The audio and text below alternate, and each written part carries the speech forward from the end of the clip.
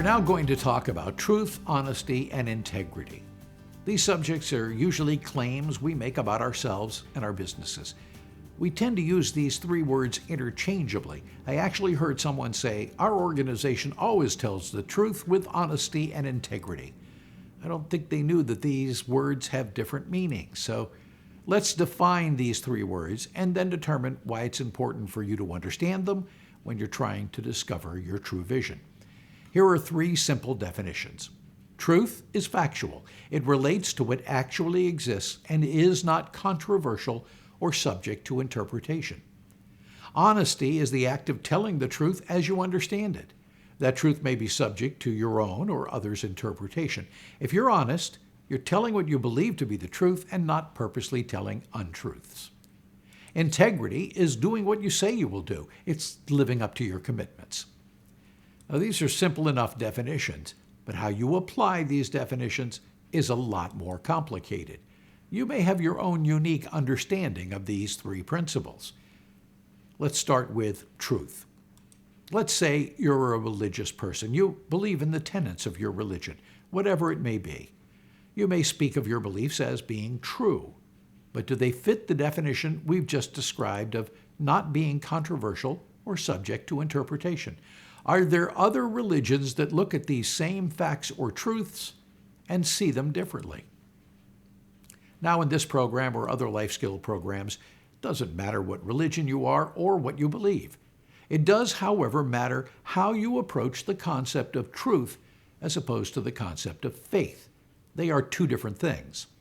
There are many voters today that have faith in their representatives and what they say, even if what they say is demonstrably false. The death panels in the new health care law did not, in truth, exist. But those who believed they did, and they numbered in the tens of thousands, could not be talked out of the concept. For you to create a true vision, you must understand how important faith is in your everyday life, and how many people confuse it with truth. We define faith as in the dictionary, belief without facts or proof. I've stood in front of over 400 assembled employees to talk about a coming expansion. None of them heard or understood me because the rumor had spread there were going to be layoffs. The employees sat in a room waiting to hear about the layoffs. Until they heard about them, they could hear nothing else. They assumed that everything I said was a lie used to pave the way for a layoff announcement. Without facts or proof, they knew, they had faith, that there were going to be layoffs. So, for the purpose of revealing your vision, how do you discern between faith and truth? And why is this important? Finding the truth when you're developing your vision is not easy. You have had years to mislead yourself. You have accepted things as true that may not be so. You may have a lifetime of experience that has reinforced your misperceptions. You must weed through these misperceptions and see which of them can stand up to the light of day, which of your beliefs can survive our definition of truth. Obviously, this isn't easy, and on form number 3A, we ask you to examine your beliefs. There's a list of common beliefs on the form, but don't go there yet. First, we need to look at the next definition, honesty. It's not about teaching you to be honest with others. This part of the exercise is about being honest with yourself, acting on the truth as you believe it. Now, there are not many of us who automatically think we are dishonest with ourselves. We don't lay in bed at night before we fall asleep and list the ways we have lied to ourselves. But how many of us have decided we are as successful as we are ever going to be, that we've reached a level that matches our capabilities, that those extra efforts we could have given would have not made much of a difference in the outcome, that those one or two opportunities we may have had would probably not have worked out anyway?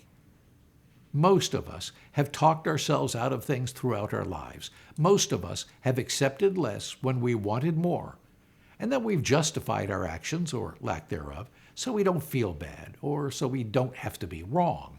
And that's one of the greatest human failings, the absolute fear of being wrong. More people equate being wrong with failure, when in truth being wrong is an essential part of success. We all know people who will go out of their way to blame others for things simply because they can't stand for anyone to know they are or were wrong. When you're working on your vision, you must root out these simple human failings that have caused a lack of honesty with yourself. Remember, our definition of honesty is telling the truth as you know it. This might mean spending a few hours admitting that you were wrong not to take the job in Seattle, that you were wrong to leave work early when the big project was due, that you were wrong not to go to your child's recital, or that you really blew it when you didn't put that little extra effort into your wife's last birthday celebration. Whatever it is, you have to admit to yourself that you did it and that you didn't live up to your self-image. A vision built on basic dishonesty is a false vision that will have no value in determining your future. Form number 3B asks you to list some of those things about which you may have been lying to yourself. Don't go there yet. Let us finish with our definitions. The third of the truth, honesty, and integrity trilogy is, of course, integrity. Now, by saying that you must have integrity when discovering your vision, we're not saying that your vision is a set of goals to which you have committed. A vision is not a set of goals or objectives.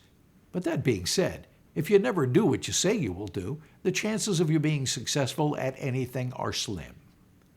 When working on your vision, it is best to look at how much integrity you have in your life. There are reasons we do not do what we intend to do, even if we made a commitment to ourselves. The classic reasons for failing in the integrity department are fear of failure, fear of success, and distraction. Now, psychologists have determined that there is a difference between fear of failure and fear of success. I have a problem with that difference, perhaps because the action not taken and the result are the same. Whatever fear is haunting a person, that fear inhibits action. It somehow convinces us not to take the necessary next step to success because we so fear that we will fail, or we fear that we will succeed and not be able to sustain success. Whichever, we come close to accomplishing what we think we're capable of, and then we stop. We don't do what we tell ourselves we will do. The third reason, distraction, is more common than any of us think, especially today when so many things are going on in our lives. When the outside world invades our thoughts and attention through television, radio, cell phones, the internet, email, Twitter, Facebook, it is very easy to lose our direction and our train of thought. In this modern world, many people have had training in time management. We learn to make lists, prioritize the items on that list, and then check off each thing as it's accomplished. Often people will have 25 items on a list that range from refinancing their home to picking up the laundry. 2 months after making the first list, they've picked up the cleaning 4 times and have still not refinanced their home. It's easier to get the little things done. It makes us feel better to have checked off so many items on our to-do list. We instinctively know that if we start on refinancing our home, we may be doing that all day for a week exclusively. That means that all we get to check off our list is one thing. To ourselves, we're not being very productive. John D. Rockefeller once said that he only wrote 5 letters a week. When told that with a personal secretary, he could write 5 letters a day, he responded, "Why should I want that? There are not that many important issues to address in a business." If we can convince ourselves to pay attention to the important things in our life, we'll get a lot more of consequence accomplished, and we'll find it easier to live up to our own expectations of accomplishment, to live with personal integrity. On form number 3C, you will find the space to list the important things in your life that you can commit to accomplishing. Take time to fill this out, perhaps pushing yourself a little. You might be able to do a lot more than you think. When you've completed forms 3A, B, and C, come back to the next video.